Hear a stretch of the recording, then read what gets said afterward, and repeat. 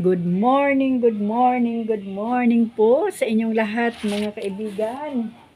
Tayo po ay nandito na naman uli at salamat po talaga sa Panginoon. Nakita nyo yan mga kaibigan, ang panahon, ang kalawakan. Ibig sabihin wala na po si Manye sa Pilipinas, wala na si Pipito sa Pilipinas. Palabas na siya ng ating bansa at salamat po talaga sa Panginoon sa gitna po ng aming pagre-ready dahil akala talaga namin ay dadaanan ang Laguna dahil sinasabi po talaga ng forecast na talagang dadaanan ang Laguna at Metro Manila at tayo po ay nasa signal number 3 kahapon, pero purihin po ang Diyos mga kaibigan.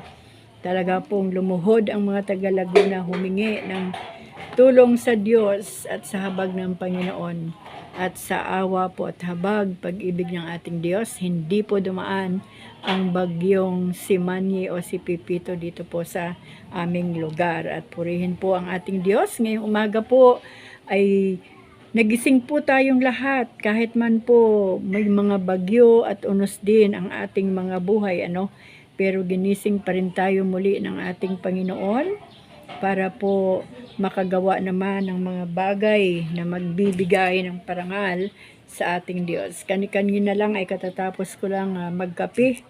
Meron po tayong 2 buns na tinapay at yun po ay pagkain ng ating katawang lupa. At sa oras naman pong ito, sa atin pong pagbabasa o pagpapatuloy ng ating Bible reading, ito naman po ang pagkain ng ating kaluluwa upang tayo po ay hindi manghina sa ating pananampalataya sa ating Panginoon. Mga kaibigan, pagpasensyahan niyo po ha kung may mga ingay sa ating paligid dahil hindi po talaga maiwasan. Maingay po ang aming lugar. Pero pag ganun pa man, huwag na po nating intindihin ang ingay kasi maingay po talaga dito sa mundo. Dito na lang po tayo mag-focus sa salita ng Diyos. Tayo po ay nasa Numbers chapter 12 and chapter 13. Bali 2 chapter po ang ating babasahin ngayong umaga at sa Tagalog po, Tagalog Bible ay nasa bilang po tayo. Chapter 12 at saka 13. At sa gabay po ng ating Diyos at patnubay ng ating minamahal na Holy Spirit na siyang nagpapaunawa sa atin ng salita ng Diyos. Maraming salamat sa banal na Espiritu Santo at sa gabay ng ating Panginoon. Kaya mga kaibigan, sisimulan ko na po ang bilang chapter 12. Ang title po nito, Nag-usap sina Miriam at Aaron laban kay Moises. Sina Miriam at Aaron ay nag-usap laban kay Moises tungkol sa asawa niyang taga Cus. Ang sabi nila, si Moises lamang ba ang kinausap ni Yahweh? Hindi ba tayo man?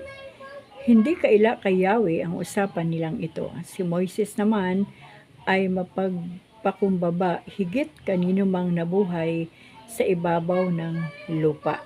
Walang ano-ano, si Moises, Aaron at Miriam ay tinawag ni Yahweh. Sinabi niya, magpunta kayong 3 sa tuldang tipanan. At nagpunta nga sila. Si Yahweh ay bumaba sa anyo ng haliging ulap at lumagay sa pintuan ng tuldang tipanan. Tinawag niya sina Aaron at Miriam. Paglapit nila, sinabi niya, pakinggan ninyo ito kung ang sino may nais kong hiranging propeta na pakikita ako sa kanya sa pangitain at kinakausap ko siya sa panaginip. Ngunit kaiba ang ginawa ko kay Moises pagkat siya lamang ang lubos kong mapagtitiwalaan sa aking sambahayan. Kinausap ko siya ng harapan at sinabi ko sa kanya ang lahat sa maliwanag na paraan, hindi sa pamagitan ng talinghaga, at siya lamang ang nakakita sa aking anyo. Bakit kayo nag-uusap laban sa kanya? Nakakahiya po sa Panginoon dahil narinig po ng Panginoon ang usapan po ni Aaron at ni Miriam. Pagkasabi niyon, galit na umalis si Yahweh. Nang mawala na ang ulap ay sa ibabaw ng tuldang tipanan, si Miriam ay namumuti sa kitong nang makita ito ni Aaron. Sinabi niya kay Moises, "Kapatid ko, isinasamo kung huwag mo kaming parusahan dahil sa aming kamangmangan at kasamaan. Huwag mong pabayaang matulad siya sa isang buhay na patay, parang ipinanganak ng wala ang kabiyak ng katawan." Kaya si Moises ay dumaing kay Yahweh na pagalingin si Miriam. Ngunit ang sagot ni Yahweh, kung siya'y hiyain ng kanyang ama, hindi ba siya magtatago ng 7 araw? Bayaan ninyo siya ng 7 araw sa labas ng kampamento. Kaya si Miriam ay 7 araw na nasa labas ng kampamento, hindi lumakad ang bansang Israel hanggang hindi nakapapasok ng kampamento si Miriam. Mula sa Hasirot, patuloy silang naglakbay. Pagdating sa ilang ng Paran, tumigil sila. Bilang chapter 13, sinugo sa Kanaan ang 12 tiktik. Sinabi ni Yahweh kay Moises, "Piliin mo ang kinikilalang puno ng bawat lipi at patiktikan mo ang Kanaan, ang lupaing ibibigay ko sa inyo."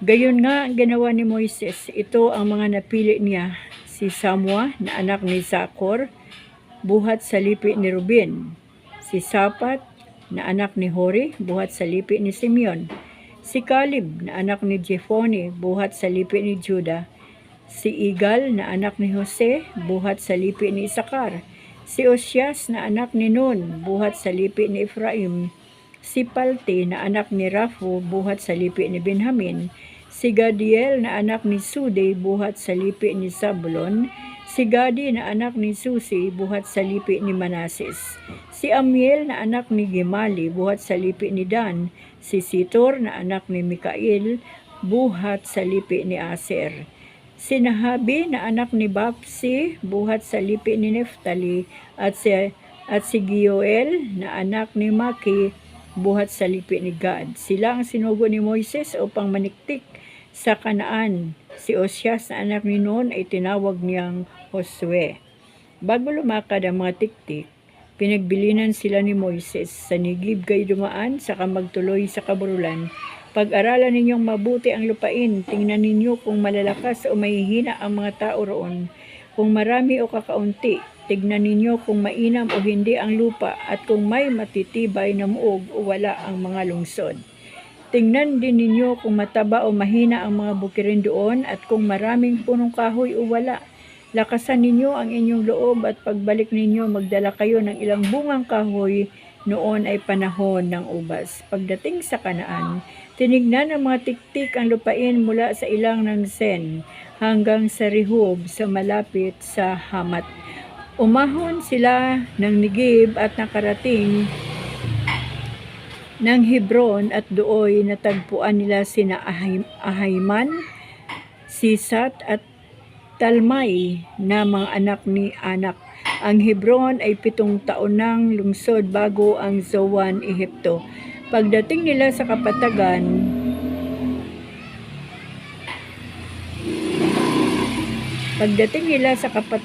ng Iskol, kumuha sila ng isang buwig ng ubas na pinasa ng 2 tao. Nanguha rin sila ng bunga ng granada at igos. Ang lugar na yaon ay tinawag nilang Iskol dahil sa malaking buwig ng ubas na nakuha nila. Pagkaraan ng 40 araw ng paniniktik, umuwi na sila at humarap kina Moses, Aaron at sa buong bayang Israel na natitipo noon sa Paran Kadis. Iniulat nila ang kanilang nakita at ipinakita ang mga uwi nilang bungang kahoy. Ang sabi nila, "Nagpunta kami sa lugar ng pinatitiktikan ninyo sa amin. Mainam ang lupaing iyon, saganang-sagana sa lahat ng bagay. Katunayan ang bungang kahoy na kinuha namin doon, ngunit malalakas ang mga taga roon, malalaki ang lungsod at matitibay ang muog. Bukod dito, naroon pa ang lahi ni Anak, sakop ng mga Amalisita ang Nigib. Ang kataasan ay tinitirhan naman ng mga Heteo, Hebusyo at Amoreo. Ang nasa baybay dagat naman at ilog Jordan ay mga Kananiyo." Pagkatapos nilang magsalita, Pinatahimik ni Caleb ang bayan at kanyang sinabi, hindi tayo dapat mag-aksaya ng panahon. Lusubin na natin sila at tiyak na malulupig natin. Sumagot ang ibang tiktik, hindi natin sila kaya. Pagkat mas malakas sila sa atin, hindi maganda ang kanilang ulat. Ito ang sinabi nila. Higanti ang mga taga roon at sino mang magtangkang sumakop sa kanila ay lalamunin nila ng buo. Nakita namin doon ang mga Nephilim. Nephilim, ito'y lahi ni Anak, buhat sa Nephilim, halos hanggang tuhod lamang kami.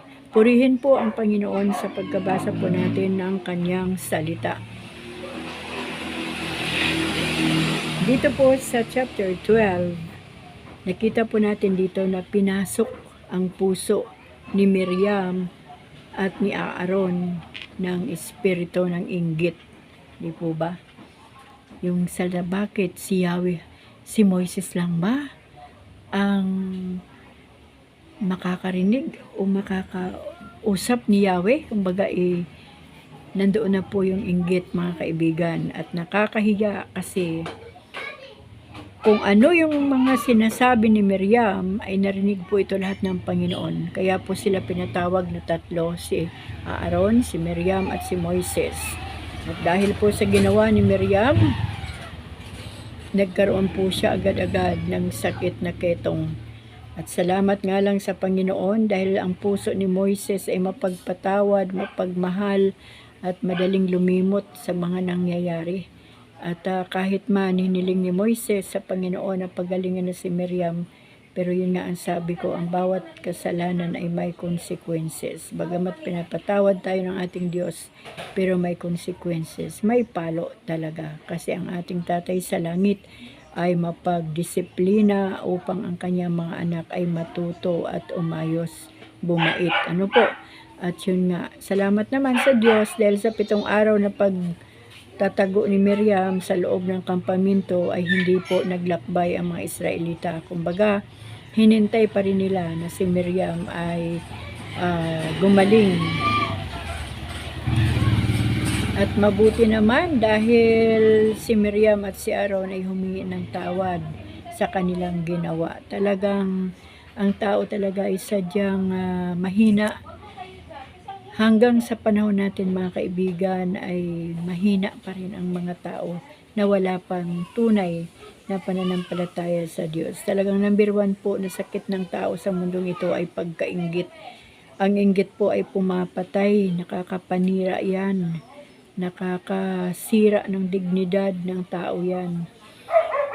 At hindi lamang sa sinisira ang ibang tao ng inggit, kundi mismo ang sarili talaga ng may inggit ay talagang sinisira niya ang kanyang sarili. Dahil kapag ang puso ay puno ng inggit, wala po tayong mararamdamang kagalakan at kapayapaan. Kumbaga floating, mabuhay, hindi masaya, hindi maligaya ang buhay ng taong punong-puno ng inggit. Kaya iwasan po natin, mga kaibigan, ang mainggit. Wala pong maidudulot siya na kabutihan sa buhay ng isang tao. Ayaw na ayaw ng Diyos yan, ang inggit. Kung binabasa po natin ang Biblia mula po sa aklat ng Genesis, doon po sa aklat ni Job, yan po ang pinagmulan kung bakit si Lucifer ay naging demonyo dahil po sa inggit. Siya po ang pinagkatiwalaan ng Diyos. Napaka-special po na leader ng praise and worship. Kumbaga talagang minahal siya ng Panginoon. Binigyan niya ng special na tungkulin itong si Lucifer na dati talagang siya talagang maganda at mabuting anghel. Kaya lang nagkaroon siya ng inggit. Ang gusto niya ay maging Diyos din. Gusto niyang maging Panginoon din at Diyos na makapangyarihan. Kaya ang nangyari po sa kanya ay kanyang kinalaban ang Diyos. At sino man ang kumalaban sa Diyos, ito po ay kampo ng dyablo. At ito po si Lucifer ang pinuno ng kasamaan. Ang pinuno ng inggit na hanggang ngayon ay nagmumukhang maamong tupa, nagmumukhang magandang anghel para po makapangdaya ng tao, makapanira ng buhay ng tao dahil ang iniisip at ang pangarap ni Lucifer ngayon na dating pinagkatiwalaan ng Panginoon na kanyang mga anghel. Ang gusto ni Lucifer ngayon ay madala ang mga tao sa lugar ng dagat-dagatang apoy ng impyerno at nagsimula po lamang ito lahat sa inggit. Kung hindi sana nainggit si Lucifer, hindi walang demonyo, ano po? So, purihin po ang Panginoon sa umaga nito sa salita ng ating Diyos dahil may pinapaalala po ang Panginoon ngayon. Huwag po tayong mainggit at wala pong maidudulot yan na magandang bagay sa ating mga buhay. Kundi ang inggit ay dadalhin ang tao patungo sa dagat-dagatang apoy ng impyerno. Ano po? Mabuti nga ito si Miriam at si Aaron ay nagsisi agad, humingi agad ng tawad sa Diyos. Pero hindi ganon agad-agad ang pagpapatawad, kundi naroon ang consequences, ang palo, kitong ang inabot ni Miriam. At ito naman kasi si Aaron, kung bakit naman pinahintulutan naman niya ito si Miriam para magsalita against kay Moises. Hindi niya naisip na naririnig ng Diyos lahat ng usapan. At magpaganon pa man sa ating mga buhay, mga kaibigan, lahat ng ating iniisip, alam po yan ng Diyos. Lahat ng ating sinasabi, dinig na dinig po yan ng Diyos. Bawat tibok ng ating puso, ramdam na ramdam ng ating Diyos. At sa pamagitan po ng ating iniisip, tanging ang Diyos lang ang nakakabasa ng ating isipan. Alam niyo po ba kung ano lang ang hindi kayang gawin ni Satanas? Yung basahin ang laman ng isipan ng tao. Si Satanas ay kaya ring magpala, kaya ring magpakumbaba, na kunyari ay mababang loob, maamong tupa. Pero ang kaloob-looban ay masama, ano po. Dahil ang fake na pagbabait-baitan, hindi po yan forever. Yan po ay bumubulwak sa ending. Lalagablab pa rin na po yan, ang fake na kabaitan ng tao. At yan po, ang fake na kabaitan ay minana po yan kay Satanas. At salamat sa Diyos dahil tayo ay anak ng Diyos at hindi anak ng Diablo, in Jesus' mighty name. Bakit? Kasi tayo po ay tumalikod na sa kasalanan. Tinubos na tayo ng Panginoong Hesus sa kasalanan. Nagkaroon na po tayo ng tamang relasyon sa Panginoon, tamang pananampalataya sa Diyos. Sinisikap na mabuhay ng naaayon sa salita ng Diyos, lumalakad. Sinisikap na makalakad sa katuwiran ng Panginoon at sinisikap na mayakap ang kalooban ng Diyos. Kaya tayo po ay mga anak na ng Diyos. Tayo po yung isa sa mga tinubos ng ating Panginoong Hesus sa krus ng Kalbaryo gamit ang pag-alay ng kanyang buhay at pagtigis ng kanyang dugo. At dito naman mga kaibigan sa chapter 13, maganda po ito kumbaga namili ang Panginoon sa pamagitan ni Moises ay namili ng leader para po maging spy.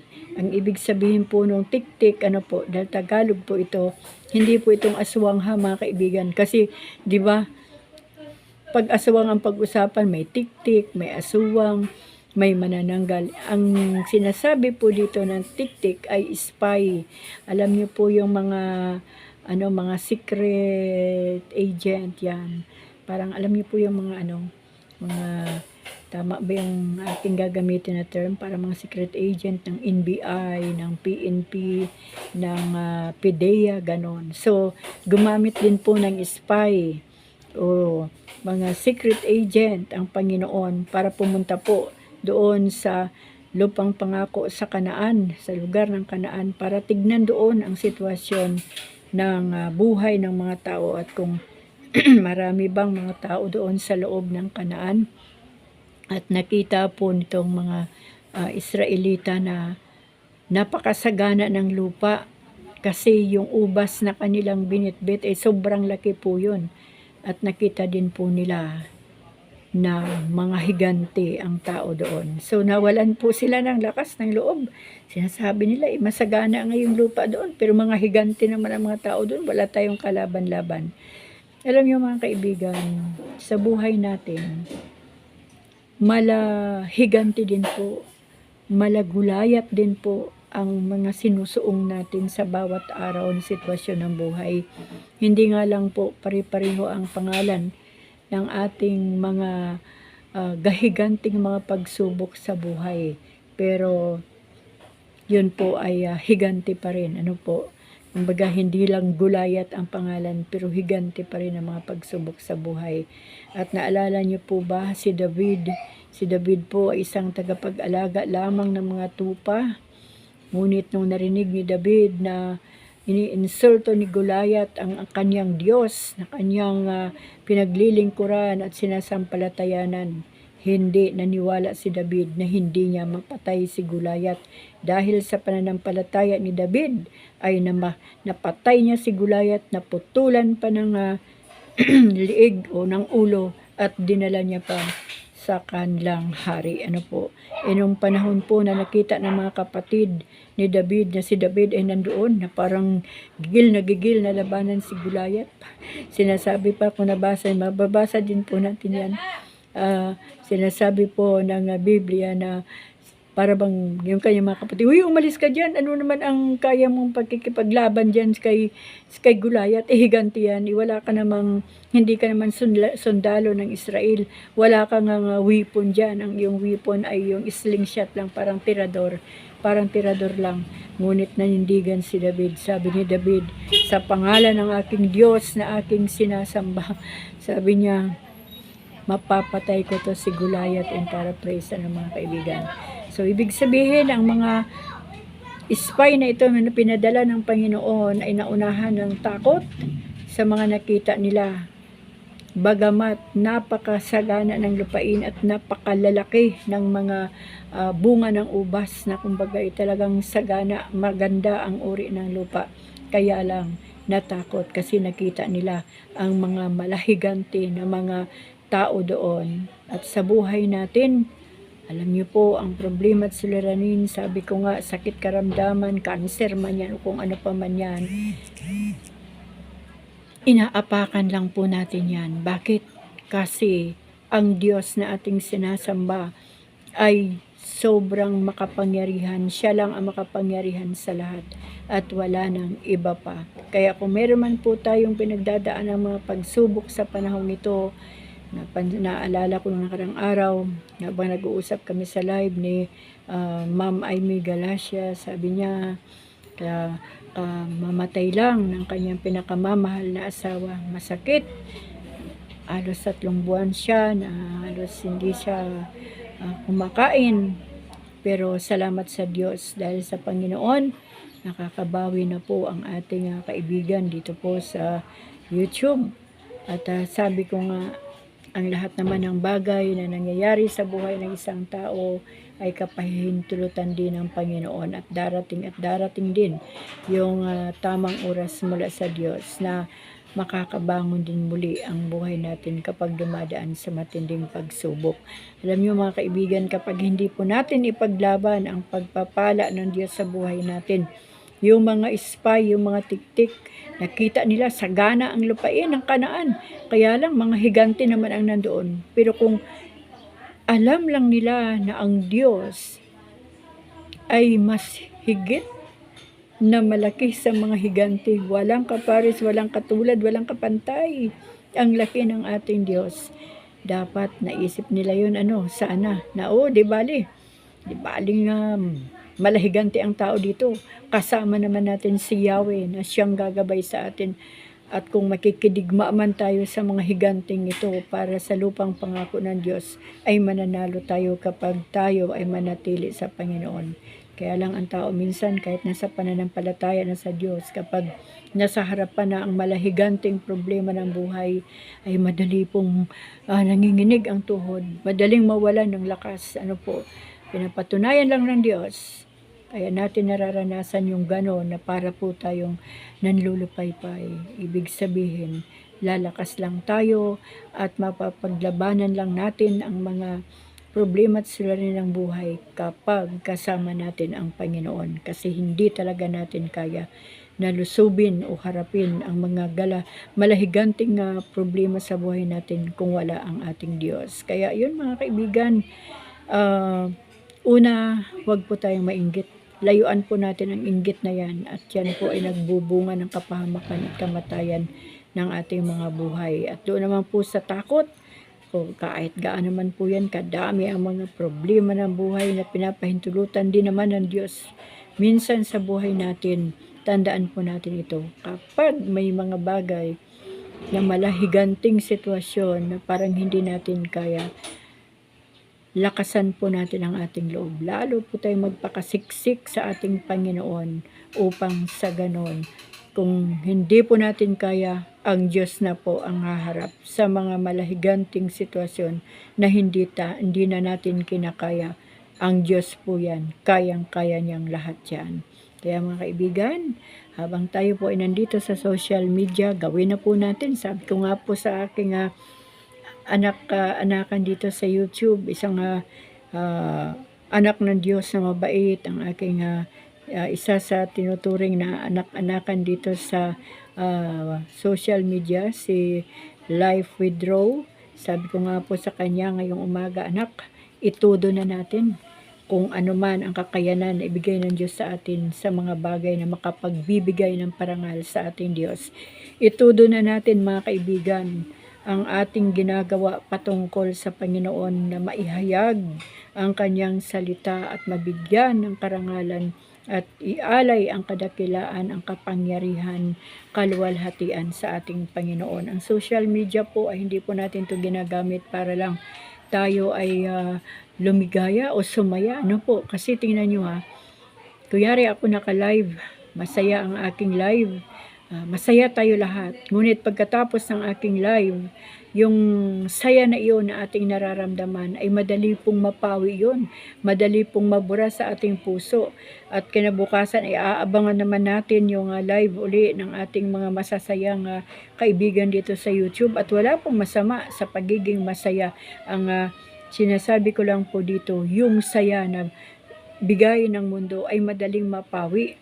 Ngunit ang salita ng Diyos, kahit hindi man natin nakikita ang Panginoon, kahit walang live na nakikita natin ang Diyos, sa pamagitan ng kanyang salita at ng pananampalataya na nilagay niya sa ating puso, yung ligaya na mula sa Panginoon, yung kagalakan, hindi po yan nababago, hindi po yan napapawi, nananatili po yan sa ating puso, yung kagalakan na yan, at sa bawat sandali ay uhaw na uhaw po tayo sa kagalakan na nagmumula sa Panginoon. Ano po? At sa bawat pagbukas natin ng Biblia at mabasa natin ang kanyang salita, dito na po nagsisimula ang presensya ng banal na Espiritu Santo upang maramdaman natin ang kanyang presensya hanggang sa maunawaan natin ang salita ng Diyos. At ang salita naman ng Diyos ang magbibigay sa atin ng lakas at kaunawaan kung paano natin maunawaan ang kanyang mensahe ngayong araw at kung paano naman natin gagamitin ang kanyang mensahe kalakip ng ating pananampalataya sa Diyos upang masuportahan ang ating spiritual life na pamumuhay, upang ang kalakasan na nagmumula sa Diyos ay ating maranasan kahit malahiganti man ang problema na ating susuungin o ating haharapin. Tingin natin dyan, alikabok lang sa liit. Bakit? Mas malaki ang ating Diyos sa mga problema na kasing laki ng higante. Walang katulad, walang kapantay, walang kaparis ang laki at kapangyarihan ng ating Diyos. Ang ating Panginoon lang ang makapangyarihan sa lahat. Ang ating Tatay sa langit ang pinakamakapangyarihan sa lahat, sa pangalan ng ating Panginoong Hesus, na binigyan niya na ng lahat ng kanyang authority na gawin ang isang bagay na gaya din na ginagawa ng ating Tatay sa langit. So mga kaibigan, huwag po tayong malungkot kapag may mga problema. Alam niyo po nung araw kapag may malalaking problema po na dumatating sa buhay ko, ako po ay nagpe-praise and worship, sumasayaw sa harapan ng Panginoon.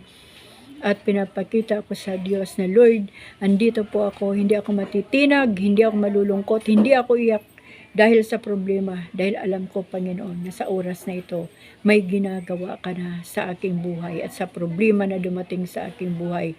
kayang-kaya mo, Panginoon, na ayusin ang lahat ng problemang ito. Kasi lagi kong sinasabi sa Diyos, kung ako lang, Lord, ang hihintayin ko na mag-resolve ng problema, hindi ko po kaya. Pero kapag ibigay ko ito sa iyo, Panginoon, alam ko na makakaya mo talaga ito. Wala itong kaabog-abog na kakayanin ng Diyos. At doon po tayo makakaranas ng kapayapaan ng ating isipan at ng kagalakan. Kumbaga, pag binigay natin ang mga may bibigat na suliranin sa Panginoon, magagaanan po tayo at magtiwala po tayo sa Diyos na kaya niya pong resolbahin ang lahat ng problema na dumarating sa ating mga buhay.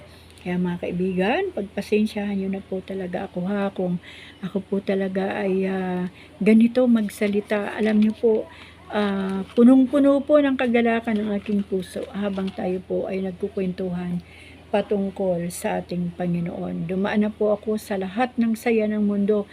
Ito po ang patotoo ko sa inyo. Nung ako'y bata pa, dahil nga po lumaki ako sa pamilya na puro matatapang, ang laman ng aming bahay ay puro armas, may baril, may balisong, may itak, may palakol. Ano pa ba ang meron sa loob ng aming bahay? Basta lahat ng pangpatay yan sa kalaban. Yun po ang design ng mundo. Ang mga literal na mamatay o armas, po. Dumaan din po ako sa lahat na yata ng uri ng kasayahan din naman sa mundo. Ng mga panahon na hindi ko pa kilala ang Panginoon. Talagang alam niyo naman po sa probinsya, andyan po yung mga baile-baile, andyan po yung mga reyna-reyna, yan, kumbaga college po ako, kahit kunti lang po na panahon ng college ko. Sabi ko nga po, hindi ko na po yun iniisip na nakatungtong ako ng college kasi ang nilalagay ko sa isip ko, ako ay high school graduate lamang. At yung mga disco-disco nung araw, yung mga bula-bula na mga mga lumilipad-lipad sa loob ng mga diskuhan. Kami ng mga kaklase ko ay hindi namin tinatapos ang aming klase kasi yung curiosity, ano ba yung sinasabing disco house? So kami mga magkakabarkada, puro babae, trinay din po namin. Try ko din po kung anong lasa ng alak, ang lasa ng sigarilyo. Maliban sa droga, hindi ko po yan hindi ko po yan pinasok. Ibig sabihin, kung ano po yung nararanasan ng mga ibang tao sa mga ganon, ay naranasan ko rin. Ngunit mga kaibigan, wala po doon ang totoong kaligayahan ng buhay, mga kaibigan. Wala po doon ang totoong kaligayahan ng buhay. Ang katotohanan, ang kaligayahan ay magmumula lamang sa ating Panginoon. At ang pinakamasayang trabaho, kung trabaho man ang tawag dito, na aking naranasan ay yung may ginagawa ako para sa ating Panginoon. Alam niyo po, magkaiba po kasi ng tawag dito ng damdamin at kaisipan ang buhay ng bawat isa. At uulitin ko po yung aking patotoo. Sabi ko nung nakaraang araw, Panginoon, alam niyo po, ayoko talaga yung kumikimbot-kimbot, yung kahit mag-exercise ka, kumikimbot-kimbot ka sa social media. Ay ako 61 na, hindi bagay sa akin, Lord. Pero gusto ko rin na mapunuan yung aking 1,000 subscribers. Dahil yun ang tawag dito, ang hinihiling requirements ni YouTube para itong namang si algorithm ay maipakita itong mga content ko dito sa YouTube. Baka yun po yung in my own paradigm lang ha, mga kaibigan. Iniisip ko na po baka hindi pinapakita ni YouTube itong aking mga content kasi hindi pa ako nakakakuha ng 1,000 na subscribers. Kaya po nilalagyan ko po lahat ng mga exercise ko, sayaw, galaw-galaw para sa exercise. Nilalagay ko po na content. At alam niyo mga kaibigan, may mga po siya, may mga tawag dito, may mga views siya, may mga tagwa 1,000 plus, medyo malalaki din po ang views. Pero sabi ko, Panginoon, hindi po talaga ako natutuwa na ako ay sumasayaw-sayaw sa social media habang nagpapahayag ng salita ng Diyos. Kaya Panginoon, tulungan niyo naman po ako na magkaroon po ako ng 1,000 subscribers para makita ni YouTube at maipakita naman ni YouTube sa pamagitan ng algorithm ang aking mga content. Alam niyo mga kaibigan, wala pa pong 36 hours na prayer yon. Tumugon agad ang Panginoon at talagang purihin ang Diyos. May mga tao po talaga na gagamitin ang Diyos para ipadala sa atin ang sagot ng ating mga panalangin, kasi hindi naman po bababa ang Diyos para ibigay sa atin ang ating kailangan na yung harapan sasabihin sa akin, ito na really mixed content ang hininga mo, hindi po ganun So by faith po yun, Lord, by faith tutugunin mo ako talaga sa aking panalangin. At yun nga po, wala pang 36 hours, nangyari na po ang lahat. Nagbigla pong nagbigay ang Panginoon ng napakaraming subscribers at ngayon po ay nasa 1,000 plus subscribers na po itong aking YouTube channel at wala na po akong mahihiling pa sa ating Panginoon. Salamat sa Diyos at salamat sa buhay ng mga tao na nag-subscribe sa aking channel. Talagang ang Diyos ay napakabuti. Bakit ko po hinihiling pa na maraming subscribers? Para marami pa pong makarinig ng salita ng ating Panginoon.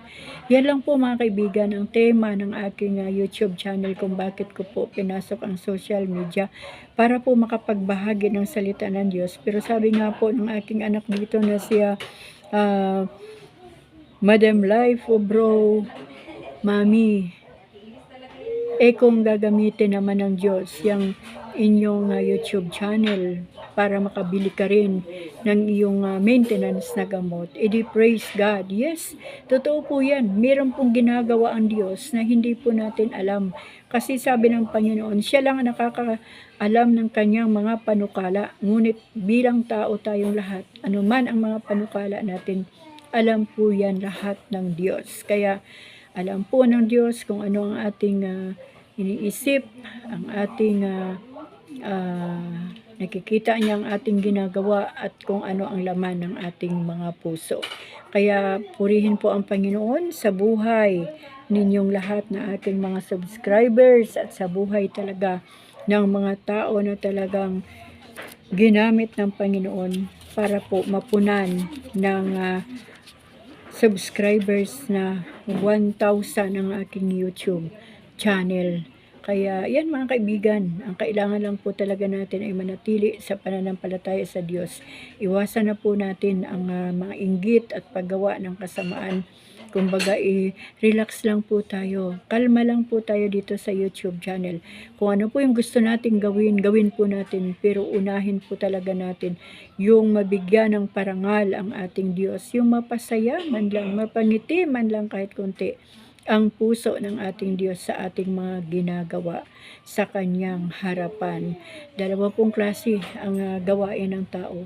Yung ginagawa na maiiwan lang dito sa lupa at ang ginagawa na naiimpok doon sa langit. Yung sinasabi ng Panginoon, mag-impok kayo ng kayamanan sa langit at maunawaan lamang po natin yan sa pamagitan ng pagbabasa ng Biblia dahil ang salita ng Diyos ang siyang bumabago ng puso ng tao, bumabago ng takbo ng isipan ng tao at bumabago sa galaw at kumpas ng ating mga katawan o kamay at bumabago ng ating mga buhay. Wala pong iba kundi ang salita ng Diyos at sa pamagitan ng banal na Espiritu Santo, siya ang nagpapaunawa sa atin ng salita ng ating Panginoon. Kaya mga kaibigan, habang ang Diyos po ay wala pa, habang wala pa po yung tinatawag na rapture, habang meron pa po tayong panahon sa mga araw na ito, ay itudo na po natin anuman po yung kakayahan na binigay ng Diyos sa atin para po mabigyan ng parangal